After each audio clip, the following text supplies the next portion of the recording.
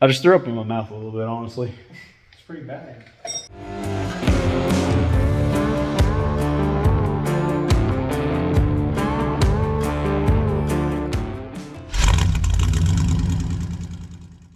What's going on, YouTube? Levi And Austin. of Old Iron Offroad out here today, banging on a couple of trucks. I thought we would take a different approach to filming today. I'm literally going to film today on my phone, and we're just going to film a day in the life of the shop. Austin's doing teardown on this 1970-something International Scout 2. And what are we doing, Austin? What's this truck getting? Full. I have no idea, actually. You really don't know? I'm taking the axles out right now. So this truck's actually going to get full suspension. He's doing teardown. He's getting the axles and suspension out from underneath this truck.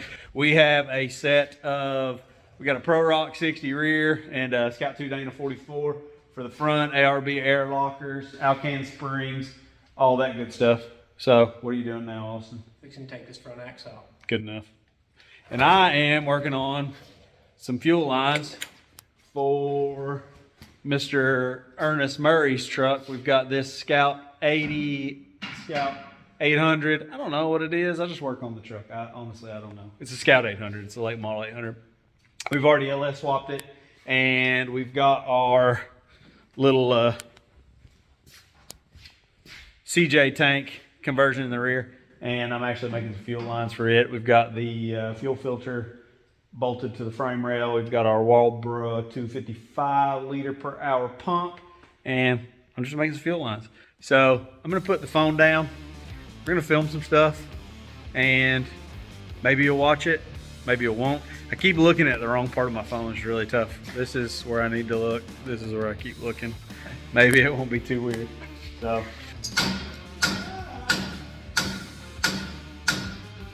What is that?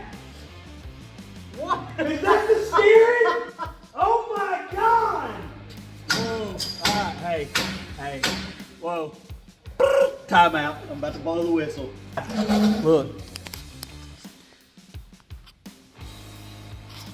You see this big hokey mess of thing that's welded to the thing? At least they laid a nice clean beam. They did weld it. They did a good job welding it. It looks decent, but please don't ever. I wonder what this is. What is that? Somebody oh, dude, it's a piece of a pitman arm.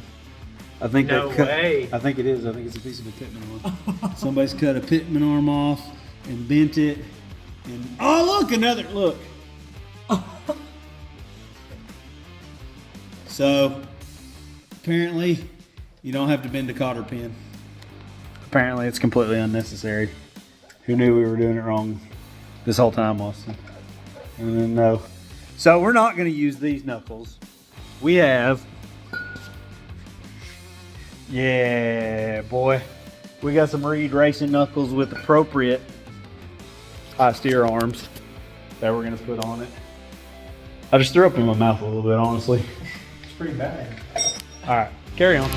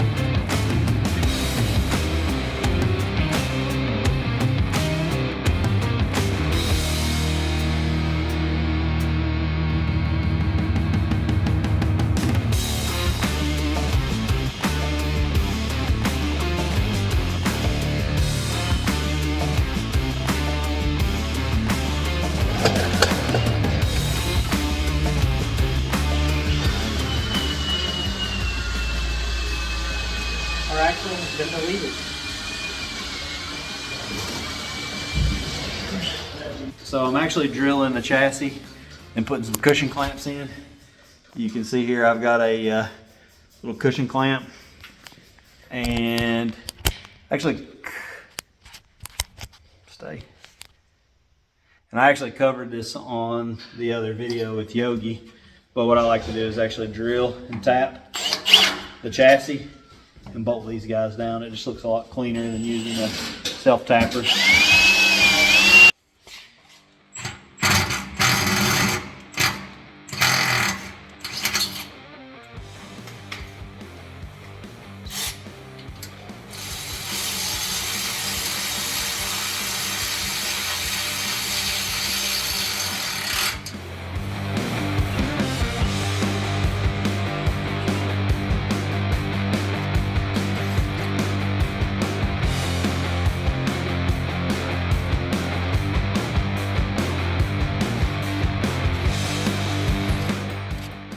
So there's the feed line. It's got quick connect on the pump side, quick connect on the rail. Once we get the body set down, we'll actually tie it to the inside of the firewall so that it's held off of the transmission and up and away from the exhaust. But make a return line and make another quick connect line for the back side of the pump, and fuel lines will be done on this thing. It's always a new day out here in the shop. Austin is back on the yellow rig doing tear down, pulling the rear axle. I'm back out here on Ernest Murray's truck. Got the fuel lines back. And now I'm actually doing some exhaust mock-up. So we've got the body down on the chassis and got the muffler in place first. You can see there that it's kind of the first step. Let's get the muffler mocked up so you kind of know where it's going to go. There's not a ton of room in the back of the 8800s for dual exhaust. So on these actually all the Scout LS swaps I like to do a 2.5 into a 3-inch exhaust. So we've got a pile of stainless in the floor. We're going to start fabbing that up, and Austin's going to make noise over there. Oh. There he is.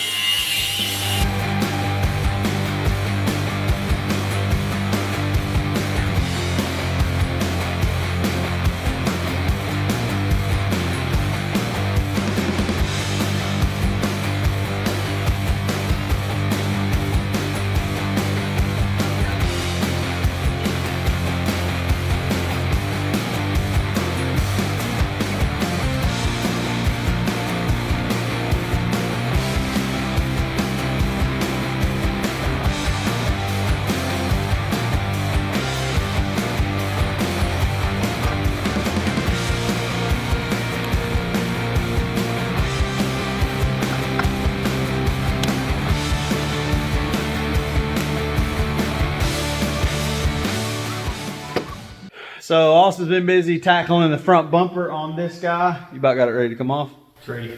All right, and I have been working on this exhaust over here. We've got some stuff happening. You can see I've got the passenger side mocked up. We're gonna come down underneath the bell. And then this side is where it's gonna transition into a 3-inch now. Don't trip on the fuel lines, they'll be held up away. Don't worry, no worry. And you can see I've got my turnout here. It's gonna Y into this. We're gonna lob this guy off about right here. It's gonna transition up to a 3-inch. Bing, bang, boom.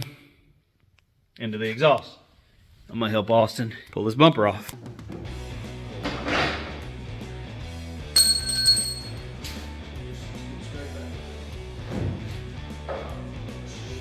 Go back. Just kidding.